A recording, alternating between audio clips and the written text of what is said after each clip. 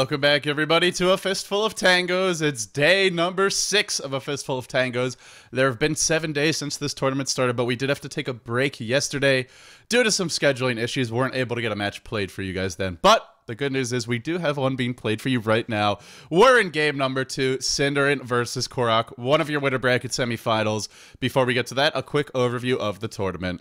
It's top 8 of the best 8 of the top North American European players duking it out for now over $700 in total prizes. We doubled the prize pool for these best out of 3 matches, which includes all matches after the winners bracket round number 1. Tons of great matchups and exciting games coming our way over the course of this tournament. We've already seen a bunch. We've had some new blood, we've had some old blood, we've had players doing well, we've had players really struggling. The one who's been knocked out so far is Korok, unfortunately. More will fall in the coming days. Only one can remain by the time this tournament is over, but Korok was first blood as far as people driven out of the tournament, knocked down by S4 in that losers bracket round number 1. So with all that being said, it's already game 2 in this matchup. The rules, you can see them here. I'll leave them up for another 5 seconds or so, but if you want a full rundown on the rules, you can check them out in any of the previous VODs. We've gone over them. We're in the winners bracket semifinals as mentioned. To get here, Synderen took down Merlini. Korok defeated Sing Sing. Those were best out of 1 matches. Those were using the old format. Some people argued these are not fair matchups. They were still a lot of fun, though, especially the Sing Sing versus Korok. That was a pudge game to remember for me. So I enjoyed it. Sing Sing, he actually had a shot to win that one, but hey, it is what it is. The good news is we have a good, fairer format the rest of the way. As far as our matchups for today go, we already went through this earlier, but very quickly, it was Viper versus Shadow Fiend, Lich versus Sniper, and Templar Assassin versus Venomancer. Which ones did the players veto? They both vetoed Viper. Sniper versus Lich. They both vetoed that matchup. Damn, I wanted to see it, I'm not going to lie. I just think it's a lot of fun. It's something you don't really see much nowadays, that solo mid Sniper, that solo mid Lich. But hey, it's a blast from the past. And the matchup that was determined by coin flip, it would be Korok going as Viper first against Synderen and Shadowfeet on the dire side. We played that game. The result was that Korok actually tapped out of the match. He didn't even complete it. He just felt after the first blood from Synderen, there was no chance of a comeback. And to be honest, Synderen was playing so well that I don't know that there was. He was really dominating the match. So Korok said, screw it. I'm just going to go right to game 2. I'm going to see... I'm going to focus on taking that game 2 and then forcing a game 3 where I can play my signature hero, the Shadowfeet, in a very, very volatile 1v1 decider match. Synderen leading 1-0, but he's got to close the deal. He doesn't win a dime until he beats Korok here in game 2, if he does. So with all that being said, we've talked a lot about the tournament. Let's get right into the game. That's enough yammering, folks. It's time to get this rodeo on the road.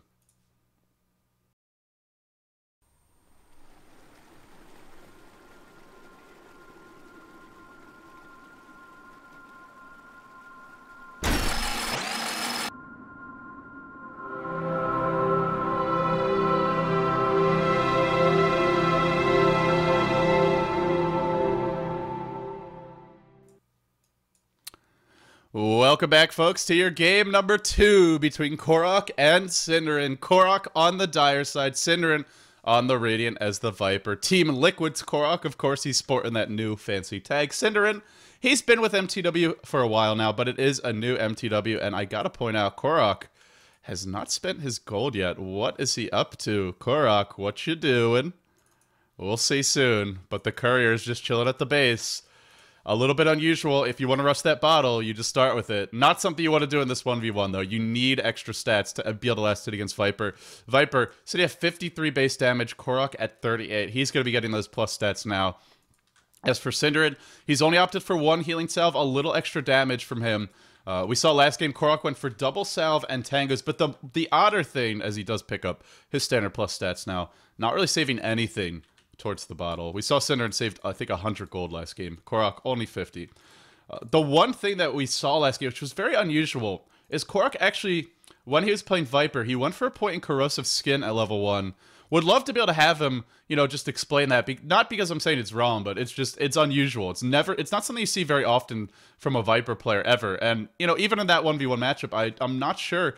It's just, you know, corrosive skin at level 1, if the Shadow Fiend's at full HP, it's going to do more for you than Nether Toxin at level 1, but it doesn't really help you last hitting this much versus the creeps, and it's also not as good for harassing his poison tag. And then later on, the big problem is, if you're not dominating the matchup at the early levels, as I just realized we don't have sound. Well, let's see if we can get that. There we go. We have sound now. Right as the creeps clash. Perfect time. All part of the plan here at Beyond the Summit. If you don't have early success with that corrosive skin, it really doesn't do much for you later on. Sure, you've got this resistance to nukes coming in your way, but in spite of that, the nukes are still going to hit like a train. You could have 10% magic resistance, but your HP pool is not that high, and a Shadow Raise at level 2 or 3 is hitting quite hard. So I'm not convinced about the build, but hey, Korok, maybe he could explain it better. Maybe it would have worked if the game had gone a little differently. It didn't, though, and Synderen is going for the standard build. He took the point in Nether Toxin, and now he's taking a point in Poison Attack here. And we're just going to see him leveling up that Poison Attack the rest of the way. Or sorry, no, he took Poison Attack level 1, and then Nether Toxin level 2. But we're going to see him level this up the rest of the way. And it's going to be a level 3 Poison Attack by level 5, and that's going to make it very hard for Korok to stay in lane.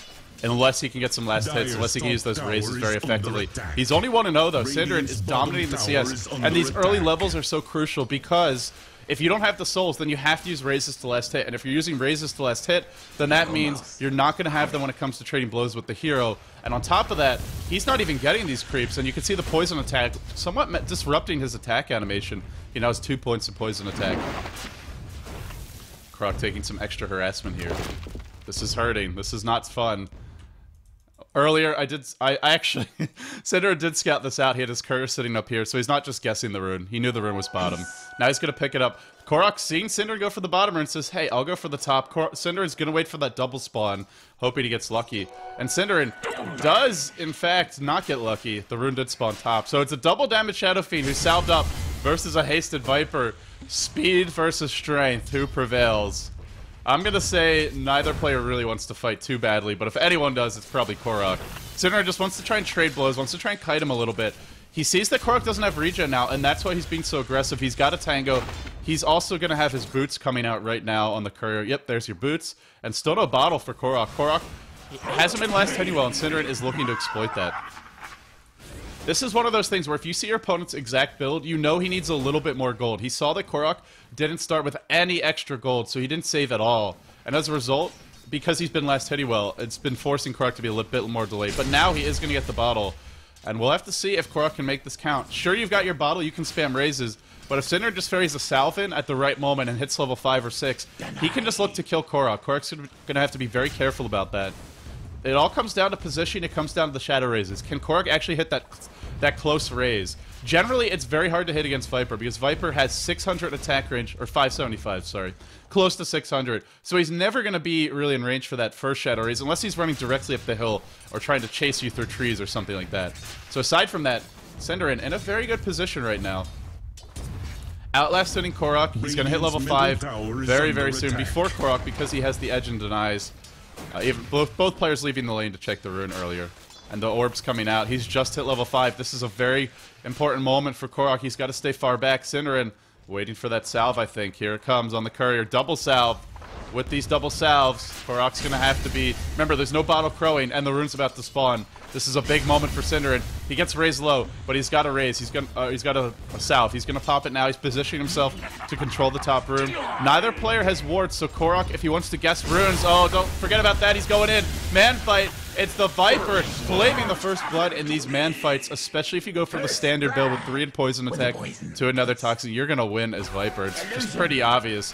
Unless the triple raise comes out, the only reason that Funnick was able to do well against Kroki in that last game that we saw yesterday, the last time we saw that matchup in the winners bracket, round number 1, was because Kuroki ran directly up the hill. He ran right next to Funnick. His positioning wasn't the best, and then he tried to run away. So because of that, Funnick was able to nail all the raises. But in this case, Synderen, better positioning, not allowing Korok to get that triple raise combo, and also just having the level advantage, having the slightly tankier hero, 739 HP to 682.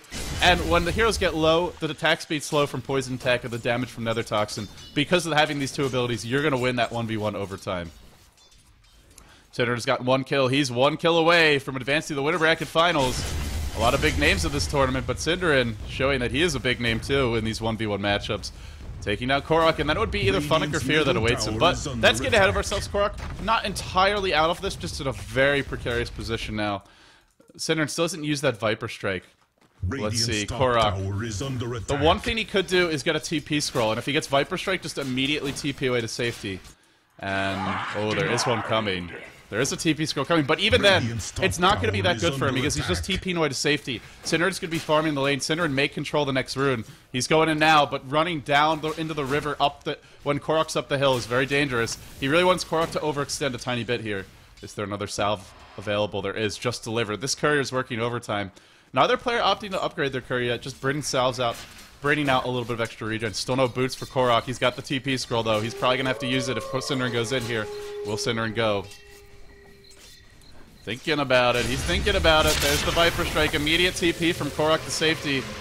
And it is currently 6:05. So if he wants to do that again, he's going to have to wait 75 seconds. Or maybe not. He shouldn't be able to TP until 7:20 or so. Oh, so for anyone who's wondering why this is happening, it's either a spectator glitch or the other possibility is we did enable cheats in the matchup. The reason is so each player can give themselves a free courier. That could be what's factoring in here. Synderen's going to get a double damage rune. He already got a topper. Now he's going for bottom rune. So he's getting the rune, denying that to Korok. Let's see when Korok, if he's forced to TP when he does it. 7:20 should be the moment. This may just be a spectator glitch, though. I'm not sure. Either way, Synderen back to the lane, forces Korok to TP away, now salves up again, has the double damage rune bottled. And with this DD rune, even if Korok tries to TP, if he doesn't do it immediately, he'll die anyway. To Nether Toxin, Viper Strike, and Poison Attack. It is, Viper actually, with this DD rune, is going to hit, it's almost a burst damage killer. He's going in on Korok now. Korok, trying to run, is going to be forced to TP out soon. He's taking a lot of damage here. A lot of damage. Korok's going to TP. I don't think he's actually able to do this. Technically, I think it's cheating, although Korok doesn't know. I'm sure he just, I'm sure he's not doing it on purpose. I think it's just an issue with us enabling cheats, something we may have to talk to the players about in future matches. Still, again, it's still advantage Synderen in a big way. He's double the net worth of Synderen. I don't think Korok's going to be able to get out of here if this happens a third time. And even if he's getting away, look, the tower's being blown down. Shadow Fiend's not farming very well. Synderen, because he has boots and Korok doesn't, can just rush past the tower and go to work on him. So last TP happened at 7:10. And now Synderen, is he going to get manly here? He's getting manly. He's getting manly. No way out for Korok.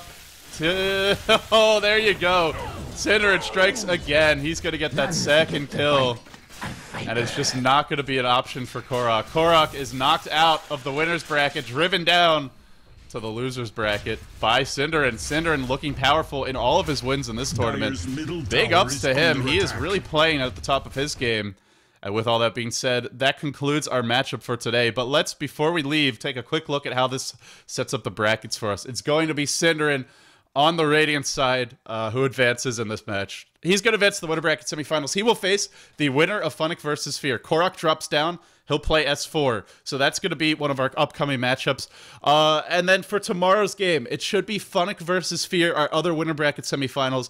That's what we have to look forward to. So that pretty much wraps it up for today's coverage. Guys, this is a Fistful of Tangoes brought to you by Beyond the Summit. But don't leave us yet because G League awaits. It's MUFC versus Vici Gaming coming up pretty much right after this. And the nice thing about MUFC versus Vici Gaming, this is actually a crucial matchup in the group.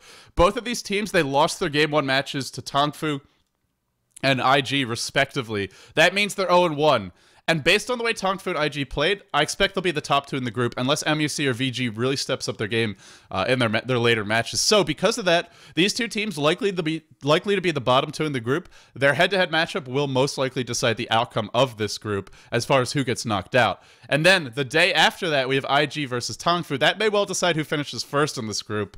IG should have the edge, but you never know with Tongfu. But MUFC versus VG Gaming is what's coming up next here on Beyond the Summit. It's G League, day number 7. Coming your way. We're in the thick of things in Group B. Stay tuned for that.